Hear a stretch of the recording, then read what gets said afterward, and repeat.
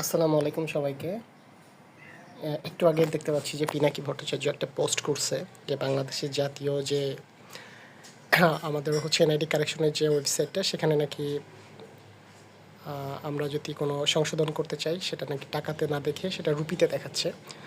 এবং এই যে পিনাকি ভট্টাচার্য কী পরিমাণ মিথ্যাচার করতে পারে, কী পরিমাণের বাটপার, কী পরিমাণের ভণ্ড এবং কী পরিমাণ দেশদ্রোহী, আপনারা যদি এই ভিডিওটা দেখেন তো আমি আশা করি যে বুঝতে পারবেন। আমি হাতে কলমে দেখাচ্ছি আপনাদের। চলেন আমরা এনআইডির যে সার্ভারটা আছে সেখানে যাই, গিয়ে দেখি যে আসলে কি রুপিতে দেখাচ্ছে নাকি টাকাতে দেখাচ্ছে।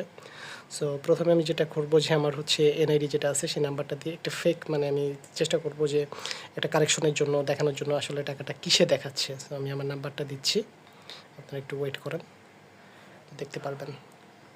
আমি এখানে হচ্ছে অন্যান্য সংশোধনের জন্য করলাম, জাস্ট আপনাদের দেখানোর জন্য যে আসলে এটা টাকাতে দেখাচ্ছে নাকি অন্য কিছুতে দেখাচ্ছে। সো এখানে ক্যাপচাটা দিতে হবে, সো একটু ধৈর্য ধরে ওয়েট করবেন।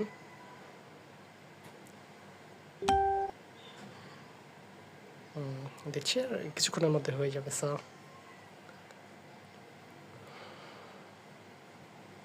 যে দেখেন, উনি যে দাবি করলো যে উনি যে একটা ফলস যে একটা স্ক্রিনশট বানায় ফটোশপে, যে উনি মানুষকে বিভ্রান্ত করার জন্য, মানুষের সংঘাত করার জন্য, ভারত বিদেশি মনোভাবকে আরও উস্কে দেওয়ার জন্য যে কাজটা করলো, আপনারা বিচার করবেন এটা আসলে তিনি কতটা সঠিক করেছে।